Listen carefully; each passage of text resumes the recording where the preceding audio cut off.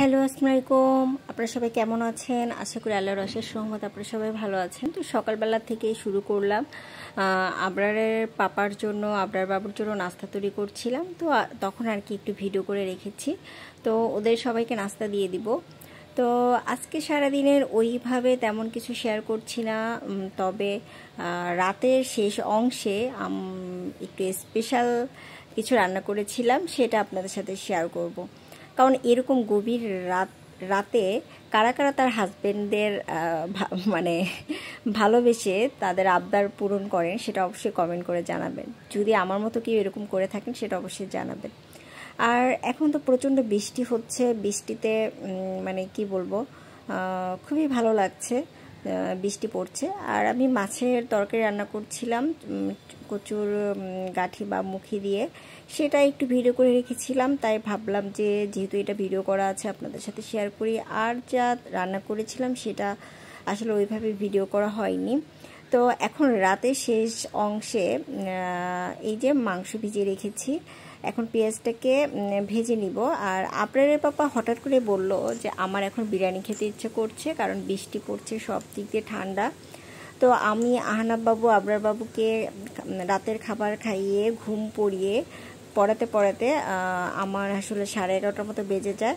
ওরা জেগে থাকতে থাকতেই আমি মাংসটা ভিজিয়েছিলাম, মশলা আর চালটাকে ওয়াশ করে ভিজিয়ে রেখেছিলাম, যেন ওরা ঘুমিয়ে গেলে আমি ঝটপট রান্না করতে পারি। তো ওরা এখন ঘুমিয়ে গিয়েছে। আর আমার পেঁয়াজ কিন্তু কাটতে হয় না, খালা কেটে রেখে দেয়, আমি মানে কেটে রেখে যায়, আমি ফ্রিজে রেখে দিই। ওইখান থেকে নিয়ে নিয়ে আমি রান্না করতে পারি, আমার কিন্তু কোনো কাটার ঝামেলা নেই। সবজি পেঁয়াজ আমি সব কেটে কেটে রেখে দিই ফ্রিজে। তো যাই হোক, আমি এখন মাংসটাকে সুন্দরভাবে কষিয়ে নেব। আমার রান্নাটা কিন্তু আমার রেসিপি, আমি যেভাবে আজকে রান্না করব, এই রান্নাটা নতুন যারা বিরিয়ানি রান্না করতে ভয় পায় তাদের জন্য খুবই ভালো হবে, তারা খুব সহজেই রান্নাটা করে নিতে পারবে। তো মাংসটাকে আমি ছোট ছোট করে কেটে নিয়েছি, যেহেতু বিরিয়ানি আরও ছোট ছোট করা যেত। তো আমি এইটুকুই ছোট ছোট করলাম, করে আমি মাংসটাকে নর্মাল যেভাবে রান্না করে ওইভাবেই করছি। শুধু বিরিয়ানির মশলা, আমার বাসায় টক দই ছিল না, যেহেতু প্ল্যানটা মানে হুটহাট করে হয়ে গিয়েছে। তো বিরিয়ানির মশলা, একটু শুকনো মরিচের গুঁড়া, আদা বাটা, রসুন বাটা, এগুলো দিয়ে আমি ভালোভাবে মানে মশলাগুলোকে একসাথে সব মাখিয়ে নিয়েছি। এখন আমি গরু মাংসে মশলাটা দিয়ে দিলাম, দিয়ে সুন্দরভাবে আমি এখন মাংসটাকে কষিয়ে নিব। তো মাংসটাকে কষানো হচ্ছে। আর কি বলবো, যে আমার এই রেসিপিটা যদি আপনারা ফলো করেন, যারা নতুন রাঁধুনি, তাদের কিন্তু পোলাও চালটা কাঁচা থাকবে না। মানে অনেক সময় থাকে না যে চাল চাল থেকে যায়, ওটা থাকবে না। আমি ইনশাল্লাহ মানে আমি একদম নতুন থেকেই যখনই রান্না করি আমার পোলাওটা কিন্তু প্রচণ্ড ঝরঝরা হয় কখনোই। আর আবরারের পাপা অতটা তেল পছন্দ করে না, গুঁড়া দুধ দেয়া পছন্দ করে না।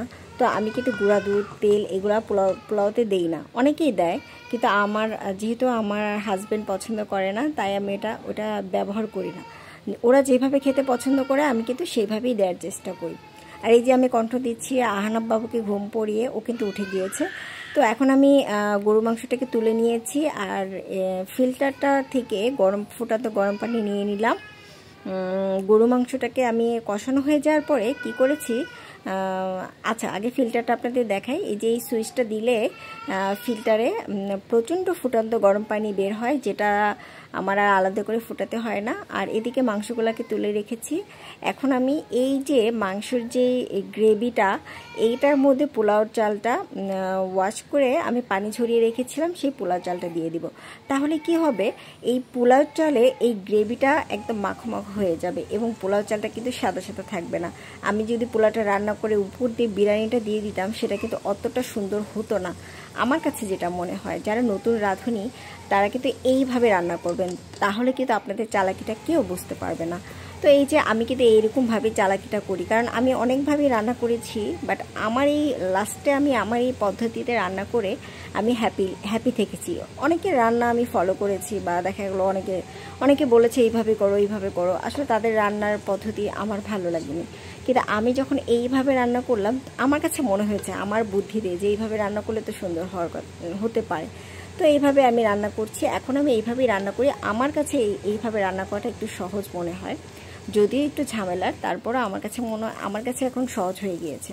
চালটাকে আমি সুন্দরভাবে একটু মশলার সাথে ভেজে নিয়েছি। এখন আমি এই যে চালটা মানে ফুল আঁচে আর কি ছিল, এখন আর কি উঠিয়ে দেখলাম। এখন আমি চালটাকে উল্টে পাল্টে দিব, দিয়ে মাংসটা দিয়ে দিব।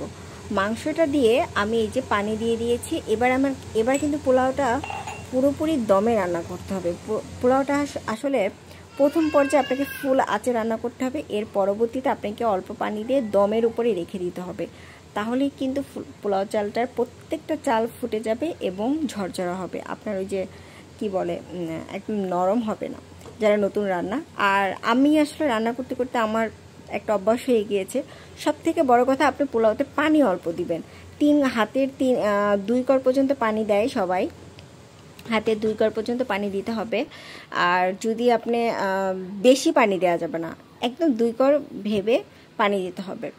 আর আপনি বেশি থেকে অল্প দিবেন, প্রয়োজন হলে অল্প অল্প করে পানি দিবেন এবং অল্প অল্প মানে দমে রেখে দিবেন, তাহলে কিন্তু পোলাওটা হয়ে যাবে। তো আমার পোলাও রান্নাটা হয়ে গিয়েছে। আবরারের পাপা খেয়েছে, অনেক এনজয় করেছে, ও বলেছে অনেক মজা হয়েছে। তো কণ্ঠ দিতে দিতে আহনাব বাবু অনেকক্ষণ কান্না করছে। আপনাদের সাথে শেয়ার করলাম এই কারণে যে আসলে ভিডিও করার পরে কণ্ঠ দেওয়াটাও আমার জন্য খুব একটা কষ্টের হয়ে যায়, তারপরেও আসলে ভিডিও করি। আর আহনাব বাবুর জন্য আমার খুব খারাপ লাগছে, তাই দ্রুত আপনাদের কাছ থেকে বিদায় নিয়ে নিচ্ছি। আর এই বিরিয়ানিটা আবরার বাবু অনেক পছন্দ করেছে। আর আহনাব বাবু তো খেতে পারবে না, আমি খেয়েছি, সেটাই আহনাব বাবু খেয়েছে। তো আজকের মতো বিদায় নিয়ে নিচ্ছি। আপনারা সবাই ভালো থাকবেন, আল্লাহ হাফেজ।